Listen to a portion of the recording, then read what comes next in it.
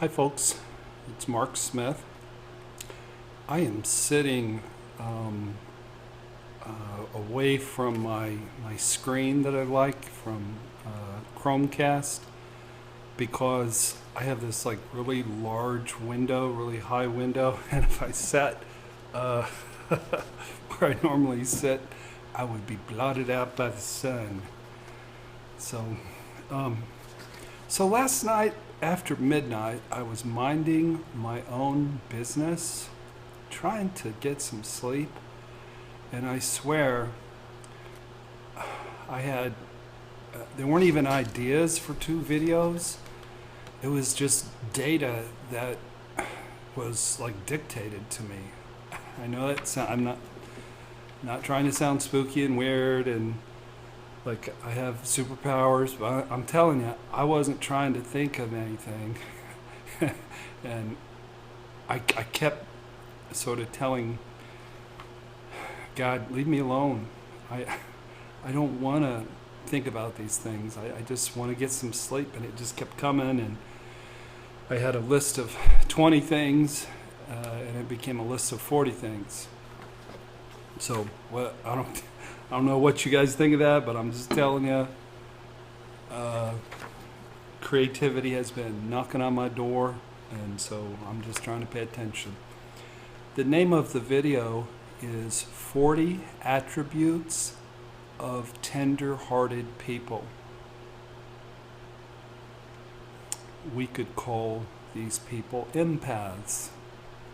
I don't really love the word empath because a lot of really super codependent behavior gets sort of ratified and rationalized as, oh, well, I'm an empath. It's a cool word, and I do think that my list is going to describe empaths. These are in no particular order, and there wasn't a lot of thought put into them by me. Take this for whatever it's worth from the universe. But as I was dictating this list down, I thought of a scripture. Last time I quoted a scripture, so I'm going to quote lots of scripture in the last video. And I'm going to quote a scripture. It's one of the most famous scriptures in the Bible, 1 Corinthians 13, verses 4 through 8. And it reads, "Love is patient. Love is kind. It does not envy. It does not boast. It is not proud. It does not dishonor others. It is not self-seeking. It is not easily angered. And it keeps no record of wrongs. Love does not delight in evil, but it rejoices with the truth. It always protects. It always trusts. It always hopes. It always perseveres. Love never fails." I didn't really base my list off of that scripture. It just reminded me of that scripture, that the sun is sweeping this direction, so I might disappear into a ball of sun. That's not me becoming angelic. That's just the sun, my situation here today. So here's the list of 40 attributes of tender-hearted people. Number 1, they can, what I call, deep process. They can not only deeply feel sadness and weep and cry from deep in their soul, but they also can feel healthy anger in the deepest parts of their soul, and then use that energy. I'm going to turn this so that you can stay out of the sun a little bit. This is going to be a goofy video. So tender-hearted people they can cry from the wounded little kid part of themselves, and they can be empowered with fortitude and healthy anger energy from their gut. Number two, tender-hearted people are highly intuitive. They just know stuff. They see stuff before, regular people see things. Number three, tender-hearted people believe the best of people. I think there was something in that scripture where it talked about that, believing the best of people. The problem with that is, as empaths, sometimes we believe the best of people we ought not to believe the best people about, because they're bad people. So that's the downside of being too tender-hearted, is sometimes you project onto other people your integrity and your goodness, and it's integrity and goodness that they do not possess. Number four, when you have a tender heart, you're going to be more easily traumatized than somebody with pretty thick psychological defense mechanisms. Many years ago, in our very first office building on 3rd Avenue Southwest, and we might have only had at that particular time 2 or 3 therapists, and one of them is my partner of 25 years, the wonderful Andy Holzman. And he was there, and I had a feedback session to give, and I didn't know what narcissism was, but this guy was a malignant narcissist. And I was tasked with doing an assessment of what was going on with he and his girlfriend, and I assessed the situation and told him what I saw, and it didn't go well for this dude. So he came back and he sat in my waiting room, and then we were supposedly having a follow-up session, and he went into a rage. And I had the sense that if I got up or moved, that he was going to physically attack me. And this guy was a barroom brawler. And this is somebody that could have beaten me to death. I mean, this was a dangerous guy. He'd been in many barroom fights. He'd been arrested. And he was just in a boiling rage. So my instinct told me just to sit there and listen, to try to diffuse the situation. The problem was, my heart is so tender that, I'm going to turn this again, that the rage, even though nothing that he said was accurate, not a word, the rage entered my tender heart. And when the man left, I was destroyed. And Andy came in and checked on how I was doing, and I laid on the ground and I wept. And Andy handed me tissues and gave me a hug, and he attended to my deep process wounding. Nothing like that has ever happened in 30 years in my practice, ever like that. But it was a result not only of my unwise choice to let I shouldn't have taken this guy as a client to begin with. And I try to identify folks like that now ahead of time so that I don't put myself in harm's way. But the openness of my defense mechanisms made it so I was deeply traumatized by that. Tender-hearted people are sweet. Tender tender-hearted people are spiritual, not necessarily religious, but they're highly spiritual. Tender-hearted people are extremely loyal. When they bond with you, they bond with you.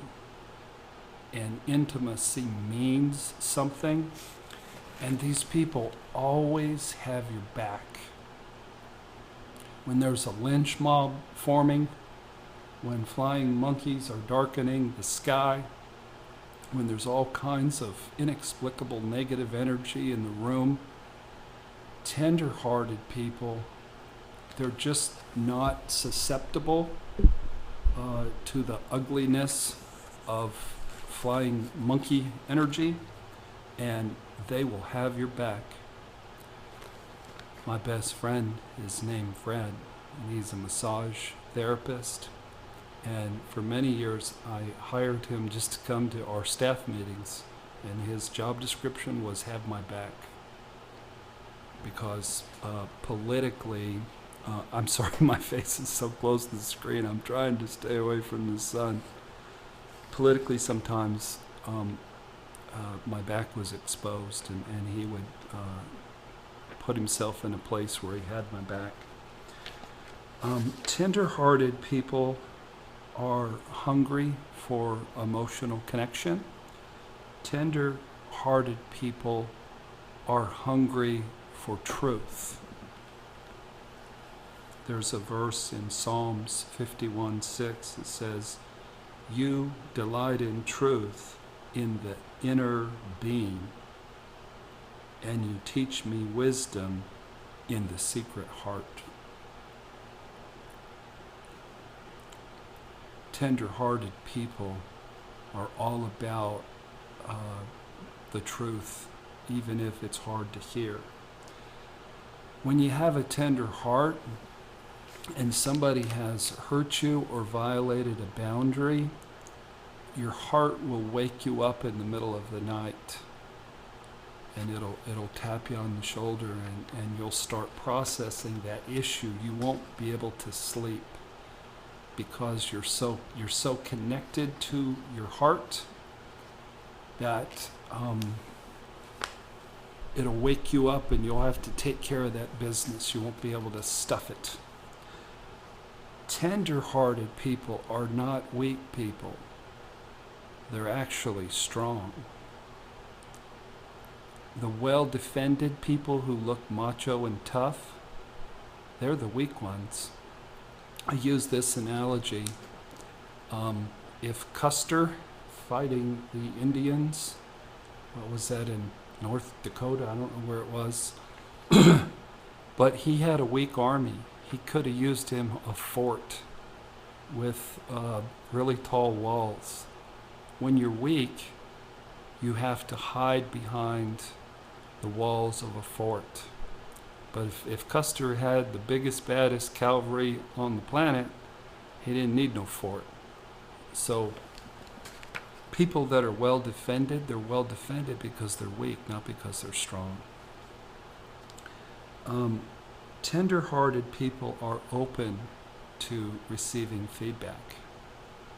There's this old aftershave commercial. I think it starred Joe Montana, and I think this cute blonde, I think he ended up marrying her, and they might be still married, I don't know. She slapped him, and he goes, "Thanks, I needed that." And that's how tender-hearted people are when it comes to being confronted. There's another verse of Scripture that says, "The wounds of a friend are faithful." So when a friend comes to you, I just can't escape the sunshine. When a friend comes to you and confronts you and you have a tender heart, you're thankful and grateful for the feedback. Tender-hearted people, they just don't lie. It's just not in their nature to lie. Their conscience would wake them up in the middle of the night. Tender-hearted people are filled with empathy. Tender-hearted people are patient, and they let things unfold, and they don't lose it if they have to wait in a long line. I'm not very tender-hearted in this department. I need to work on my patience. Tender-hearted people are kind. Tender-hearted people are generous. They like giving to others, not in a rescuing way. They make people around them better. They grow people without even trying. Tender-hearted people are encouraging. They build you up. Tender-hearted people are that's Mr. Pauly making noises over there. Tender-hearted people, they are aware of their own issues, and they own their own stuff. You don't even have to confront them because they know. Tender-hearted people are good apologizers. They apologize deeply and sincerely and profoundly, and then they make amends. They make things right. You know, if they harm you, they make things right. Tender-hearted people are really vulnerable, and they show their wounded inner child. A lot of times I'll be working with a couple, and I'll look over and I'll see one of them showing the wounded little girl or the wounded little boy, and then I look over at their spouse, and their spouse is being reactive and pouty, and I'm like, hey, look at them. Look at your partner. Look at him in the eyes. I'm like, do you see the little girl? And then he goes, oh, yeah. And then his heart starts to melt, and he softens his approach. Tender-hearted people don't have to cover up their sadness and their woundedness with anger. Tender-hearted people have the joy of a child. You know, they can tap into the impishness and the joy of a little kid. Tender-hearted people have a good sense of humor. You know, laughter is good medicine. And a lot of times I'm sort of infamous for everywhere in our practice you can hear my laugh, and it's a loud, goofy I laugh a lot when I'm working with clients. It's just it's a joy to work with them. Tender-hearted people are very aware of what's going on around them, and they sense if there's a problem. They sense what's going on with people. Tender-hearted people have a lot of serenity. Tender-hearted people, they forgive. There are no unforgivable sins. They're not there to cast the first stone. Tender-hearted people are authentic. They are committed to being real. Tender-hearted people have deep remorse when they mess up. When they make mistakes, when they hurt people, they're deeply remorseful. Tender-hearted people are givers. Tender-hearted people are humble. Tender-hearted people hear you, and they're not reactive when you're critiquing them. I came across a guy I'd never heard of before, and I'm going to butcher his name, and some of you will know. He hangs out with Oprah, but it looks like Thach Nhat Hanh, who is a Vietnamese Buddhist monk who lives in France. And he said, compassionate listening is to help the other side suffer less. If we realize that other people are the same as we are, then it reduces our anger toward them. So often in recovery and in therapy work with clients, I just get them to try to listen to each other. And I don't allow interruptions. I tell people, if you interrupt, I'm going to cut your legs off. And if that don't work, I'll just separate y'all and I won't see you together. You're not going to interrupt each other in my sessions. And setting that boundary with people, it goes a long way toward creating a safe environment. By the end of this video, I'll have gone all the way around it at 360. I'm sorry for this today. This is the time I had. I'm going to go ride my motorcycle. So I got to get out in the sunshine here pretty soon. Tender-hearted people, you hear the phrase, they make I statements. And I'm not big on teaching people how to make an I statement, but what I mean by that is they don't begin the conversation with pointing the finger at what you did wrong. They say, when this happened or when you did this, I felt such and such. And it's really hard to argue with how somebody feels. They're just saying, hey, this is how I felt. Tender-hearted people, they don't need to be the center of attention. Many times when a tender-hearted person is the center of attention, they're not really all that comfortable with it. Tender-hearted people, they love themselves.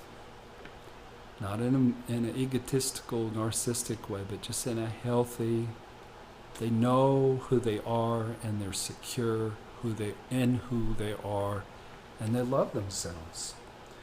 Tender-hearted people can make fun of themselves. So I went to Kohl's last, when was it, Monday maybe? I don't know when it was, but recently, and I bought a new pair of basketball shoes because my old ones were causing some problems with my feet. They were breaking down. And this pair of basketball shoes, they're just all a gold color. And I'm a very aesthetic guy, and I thought they were pretty. Okay, but they sort of look like work boots, actually. And so I showed up knowing that I was going to get crucified by my buddies. And sure enough, man, I got so, they thought I looked like a rapper. And then with my earrings and my tattoos, and I wear a skull cap, they're like, dude, you're a black guy. And I'm like, I am a black guy. I've all my life, I'm aspiring. I mean, they meant that as a compliment. And they're like, you got rapper shoes, brother. And I'm like, cool. But I knew that I was going to get made fun of with those shoes, but I don't care because I thought they were pretty. And I like beautiful things. So tender-hearted people, they don't just abruptly leave you. They don't fire you and have security drag you out of the building. Tender-hearted people, they allow for appropriate closure. You spend time getting closure and saying goodbye. It takes a while to be able to do that. Tender-hearted people, they don't abandon you. Tender-hearted people, they're never jealous, never. If you get a new car, they're just happy that you got a new car. If you get a new house, they're just happy that you have a new house. They're never jealous of you. Tender-hearted people, they're what I call process-focused, or they pay attention to the emotional climate in the room, and they pay attention to feelings, and they don't just focus on the content of a conversation. I think I missed one here because I'm only at 39 at the end. Tender-hearted people, they take great joy in the successes of other people. And then the last one, tender-hearted people, they glow. I've got this wonderful couple from Europe. And I just love working with them because they're both so teachable and so humble, and they're both tender-hearted. And they've made so much progress that in the last session, the wife who wasn't so tender-hearted when we started our work together, because she had pain and she was angry and bitter, but tender-hearted people glow with a radiance of, peace and joy. So yesterday we had the session and this lady was just glowing.